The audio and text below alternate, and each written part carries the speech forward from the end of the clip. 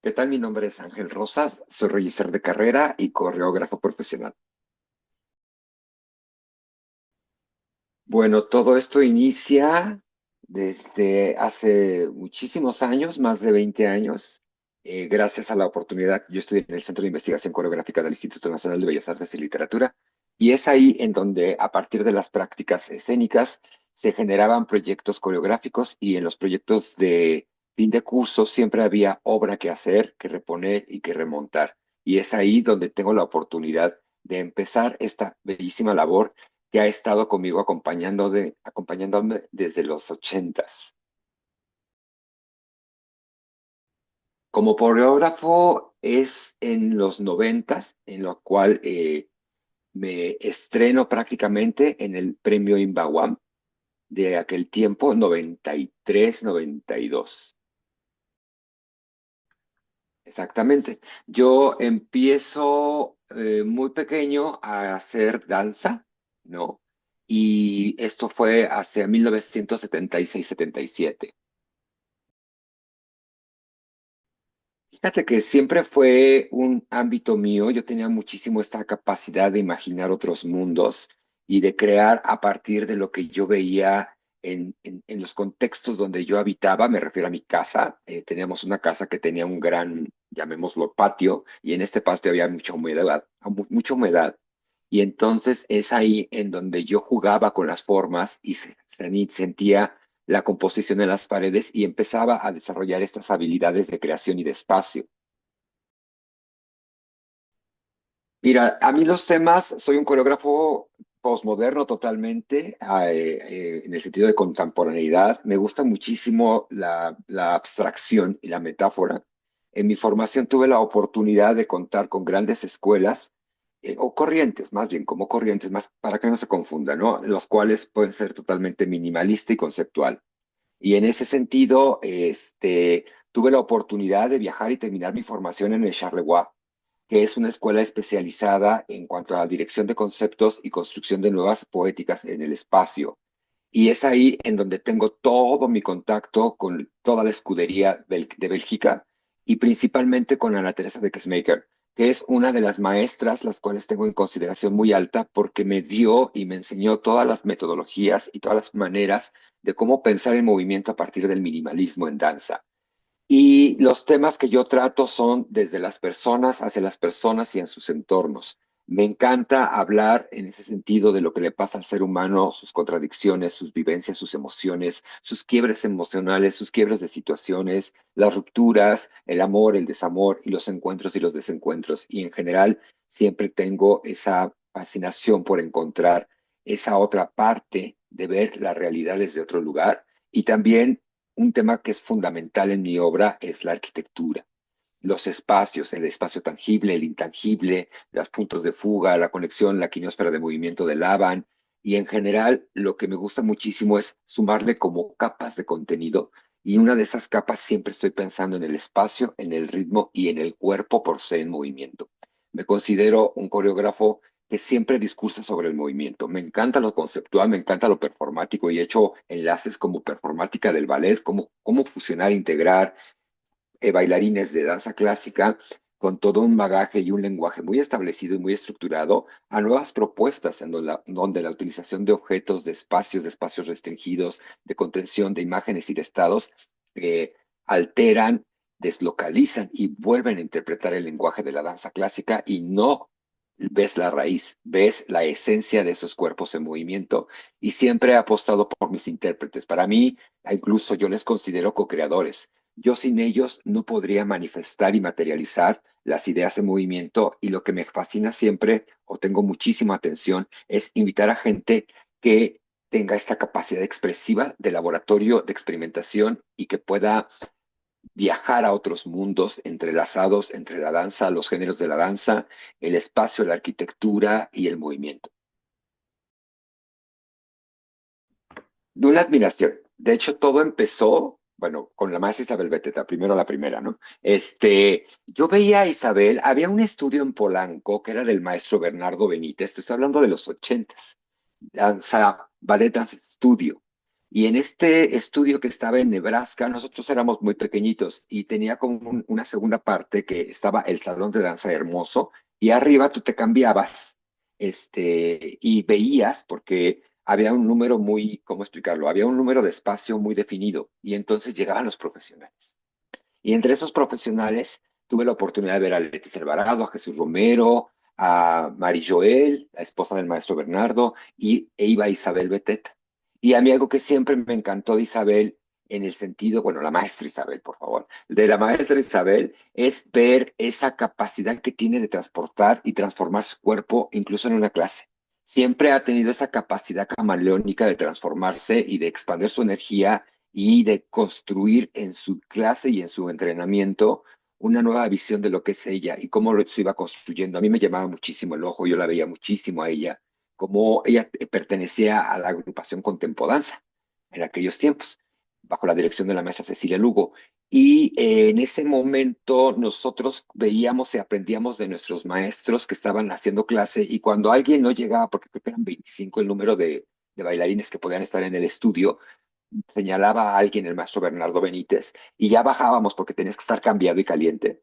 Bajábamos y podíamos hacer la clase y este entorno de la memoria viva de mis intérpretes, bueno, de los intérpretes de un tiempo-espacio que marcaron la danza, que fue en los ochentas, la danza contemporánea, teníamos la gran oportunidad de tener acceso a la memoria que nos leía, nos hablaba y nos comunicaba desde los cuerpos. Y es ahí en donde mi referencial es muy definido con la maestra Cecilia, con la maestra Isabel Beteta, y siempre aprendíamos algo de cada uno de nuestros héroes en la danza, ¿no? Porque eran grandes bailarines con una técnica impecable, con una capacidad expresiva impresionante. Ver a Dwayne Cochran bailar en ese momento era brutal con la musicalidad, pero hablo de brutalidad, ¿no? Había Marie Joel, insisto, era una técnica depurada muy francesa, muy en ese arquetipo de la bailarina francesa y ver cómo todo esto dialogaba en el espacio del entrenamiento. Y una siempre de mis prerrogativas en el arte ha sido de que el cuerpo puede expresar todas las ideas en movimiento, porque yo lo veía en ellos. Y es ahí donde aprendo a que el diálogo entre el cuerpo y el espectador es íntimo y siempre es en dos vías. Va del espectador al que está observando, bueno, del que está observando que es el espectador, perdón, al intérprete y del intérprete al espectador. Y siempre hay una comunicación que es esta famosa cuarta pared, la cual siempre rompían en cada clase. Es ahí donde me vinculo con la maestra Isabel Beteta. Y posteriormente, ¿cómo me vinculo para esta pieza? Pues mira, tuve la oportunidad de dar un curso, una clínica, un taller y a partir de ahí le hice la propuesta a la maestra por una cuestión de elencos, que ella estaba ocupando el elenco femenino en una pieza, y le dije, maestra, ¿no quieres que yo haga un juego coreográfico, un pequeño entremés?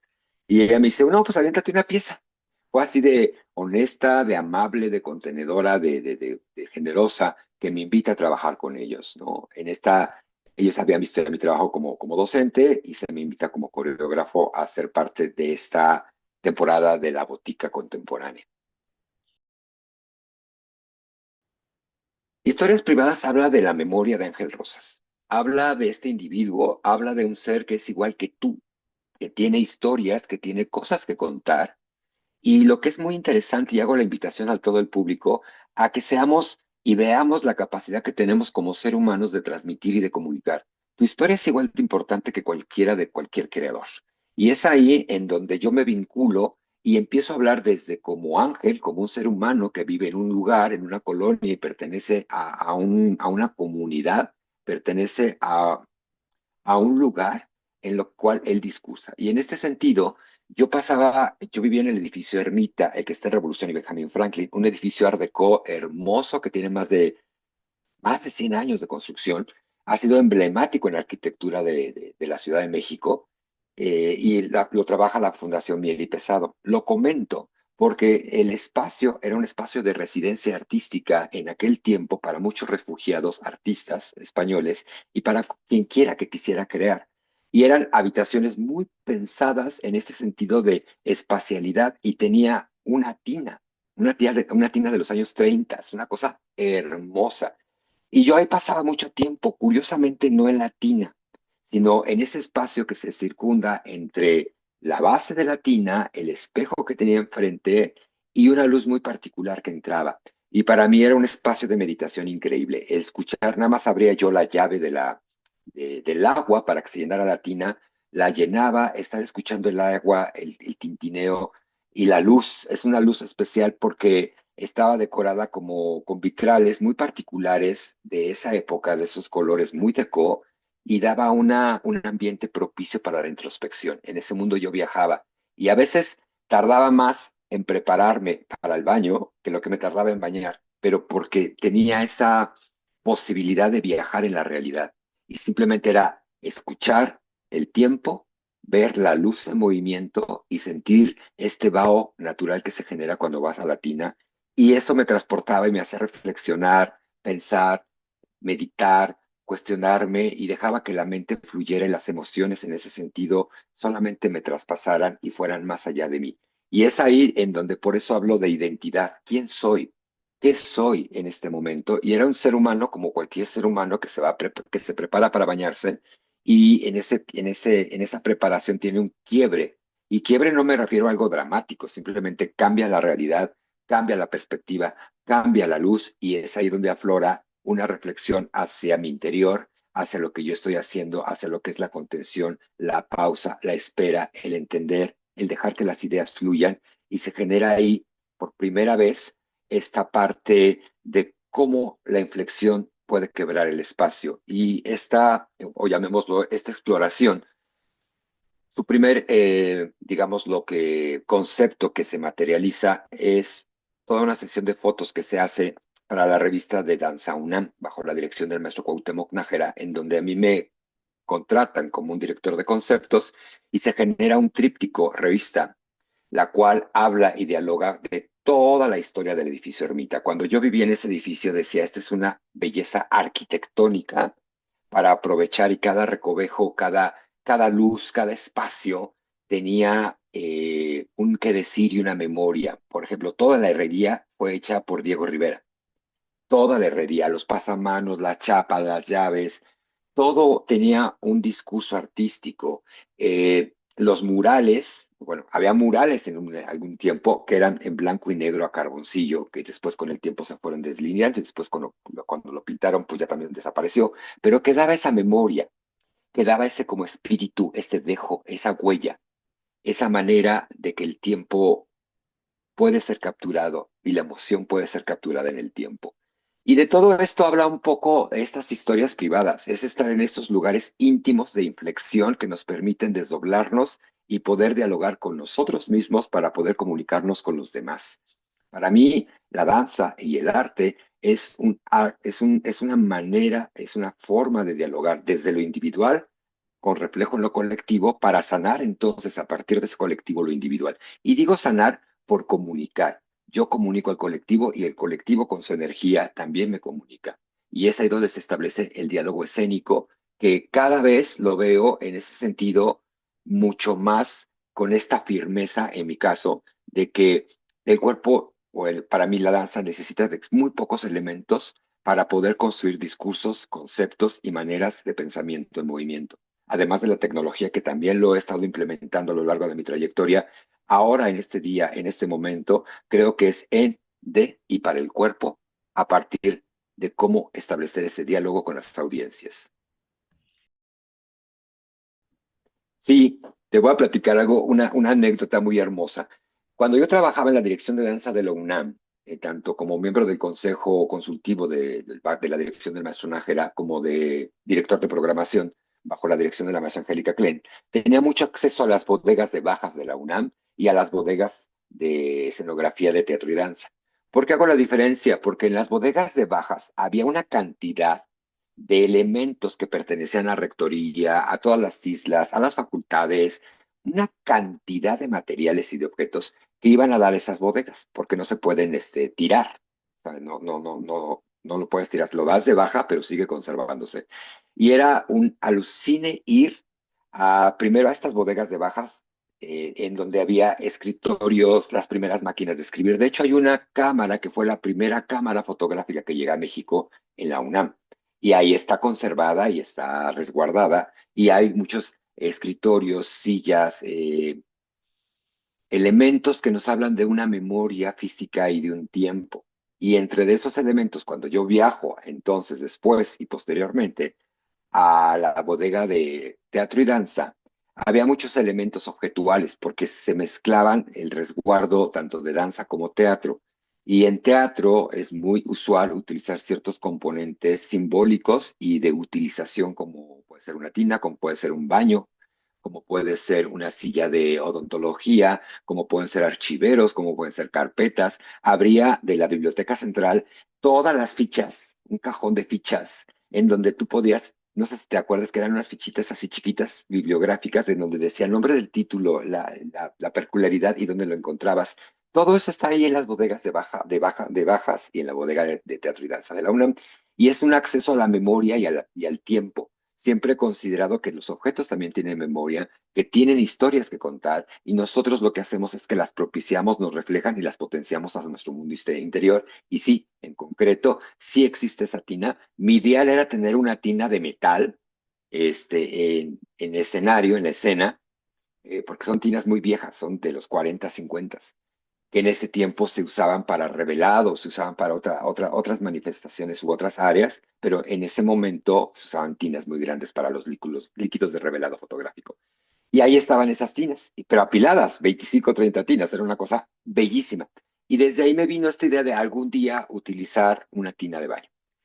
Hablando con la maestra Isabel, me mencionó que ella tenía una tina que utilizan, que es de un plástico más flexible. Bueno, es de un material mucho más flexible. No sé qué tipo de plástico es exactamente, pero sí es algo mucho más ligero, más transportable. Y cuando tengo la oportunidad de empezar a improvisar con uno de los bailarines, que hace ahí todo un solito, se genera una sinergia y una simbiosis con el objeto. El objeto nos decía qué hacer, nos decía cómo estar, cómo colocarnos, cómo posicionarnos, porque nuestro espacio arquitectónico, que es el interior de la tina, se transforma y cambia toda la dimensión del movimiento.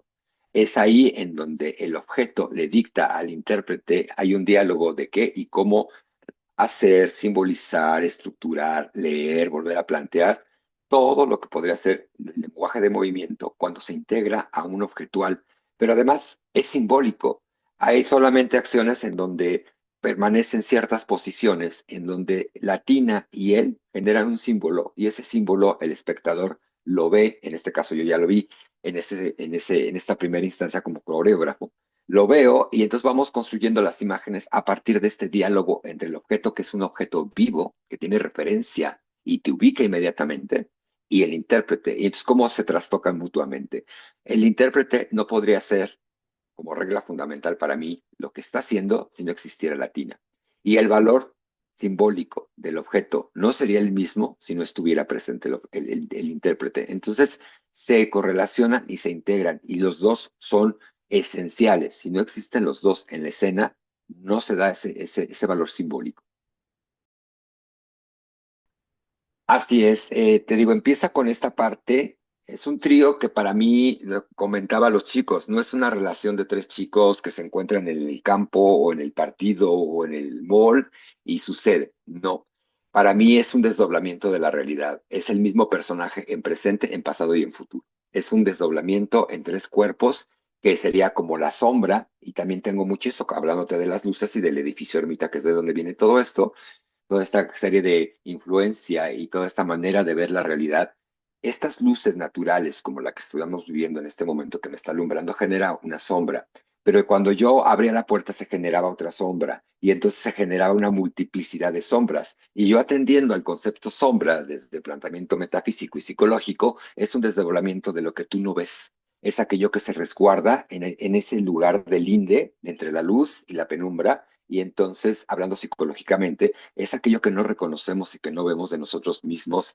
en un tiempo ordinario. Pero gracias a esta inflexión y a este puente y a este quebrar del tiempo que se produce en esta estancia del baño, ahí sucede en que la realidad se desdobla y por ende existen tres sombras, que son tres lugares de la misma persona que no reconoce de sí mismo comúnmente, pero que deja salir en este espacio de contención emocional que es el baño. Como les digo a todo mundo, siempre me he considerado como un chamán posmoderno. O sea, traemos la realidad que está allá abajo de tu estación, la traemos al público y como cambia la perspectiva, cambia ese lugar que se habita y cómo se habita y a partir de ahí teníamos un campo infinito de posibilidades para poder construir realidades que hablaran de ese sentido. Y en este sentido, para mí, la pieza lo tiene. Esta parte de, es una tina, ¿sí? ¿Cuántas veces no hemos ido a un hotel, a un restaurante, a la casa de la abuelita? Incluso tu propia casa tiene una tina. Con motor, sin motor, como burbujas, sin burbujas, porque ha cambiado toda esta historia de la tina. Pero ahí está y es un testigo que te escucha siempre cuando estás en ciertos momentos tan personales en los cuales ya no tienes respuesta. Te atiende y te contiene para la felicidad, que te bañas con gusto, vayas a tu bebé, le pones el patito, ¿no? Esta parte infantil, pero también tiene esos momentos en los que puede ser el reposo para alguien que tiene problemas para caminar, que tiene una operación en la cadera. También puede ser el lugar en donde dos novios se encuentran y tienen un espacio íntimo donde celebran su aniversario con sus copas, en su tina. También puede ser un lugar donde se guarda el pescado, por ejemplo, que me pasaba en Los Cabos. Ponían hielo y metían el pescado, ¿no? Y uno también en las fiestas lo ha hecho. Pones hielos y pones algunas cervecitas para que estén frías. Entonces, la tina es un punto de inflexión de la realidad como tú lo quieras hacer. Es un acto en donde el objeto tiene su valor, tiene su carga simbólica y su carga de actividad física para lo que fue hecho, ¿no? Tiene su usualidad. Pero cuando lo descolocas y lo cambias, puede ser un espacio como a veces nos ha pasado que sientes que te contienes y que te haces y que ya no puedes más avanzar, pero estás ahí contenido. Es un espacio de resguardo. Está calientito por el agua. O sea, tiene muchas como valores utilitarios y simbólicos que si nos trastocamos nos puede dar un acto de repensar la realidad, de repensar de las realidades y lo que sí creo es que te puede dar las llaves de un multiverso de posibilidades. Y es ahí en donde el arte dialoga con los objetos y que hemos tenido grandes maestros como Peter Brook, Eugenio Barba, Oceransky, el maestro Jaime Soriano, ¿no? Que fue uno de los pocos mexicanos que tuvo la oportunidad de primera mano conseguir toda esta información de objetos, toda esta información de preexpresividad y post-expresividad con Eugenio Barba y la lleva y la trastoca y la trae a México. Lo menciono porque me tocó, fue uno de mis maestros. Y siempre el valor objetual ha estado en mi carrera, siempre es el objeto y el espacio. Antes usaba unas llantas, cuando tuve la oportunidad de ser el asistente artístico de la maestra Lidia Romero, tuvimos esta posibilidad del metro. El formato es muy amplio, son las posibilidades muy amplias y muy vastas, y más esta realidad de la Ciudad de México, que es totalmente surrealista, nos da la posibilidad solamente, como le digo, afina tu ojo para ser capaz de ver todas las anomalías cotidianas que te están circundando. Anomalías no lo tomo como un concepto negativo, sino como, o calificativo, sino lo tomo como un concepto de, ya viste que está un árbol de cabeza. Me ha tocado en Chapultepec ver que se sale la raíz del árbol y lo ponen de cabeza para que no se mueva. Y entonces tú ves todos los árboles como muy en su orden y de repente un árbol que está inverso, en otra realidad, en otro tiempo. Entonces solamente es prestar atención a todo lo que sucede. Un ejemplo típico de cualquier colonia que yo le veía mucho en Tepito eh, es que los tenis cuando ya no se usan, los amarraban y los aventaban a los cables. Y entonces tienes todo una poética de los pasos que se dieron, un anecdotario de los pasos, las historias que se vivieron. Ahí están, en la calle, en el espacio público. Y cómo este espacio público lo podemos traer a un espacio privado. Y cómo este espacio privado se trastoca. Y sí creo que es es un acto de introspección, de valor de la memoria y encontrar esta memoria viva tanto en los objetos como en la interpretación de los bailarines, en este caso de mis intérpretes. Hola, ¿qué tal? Mi nombre es Ángel Rosas y te extiendo una cordial invitación para que nos acompañes en el Centro Cultural Los Talleres los días 28, 29 y 30 a las 8, a las 7 y las 6 de la tarde para tener esta complicidad de venir a ver los cuerpos en movimiento, la memoria viva y sobre todo personas hablando con personas.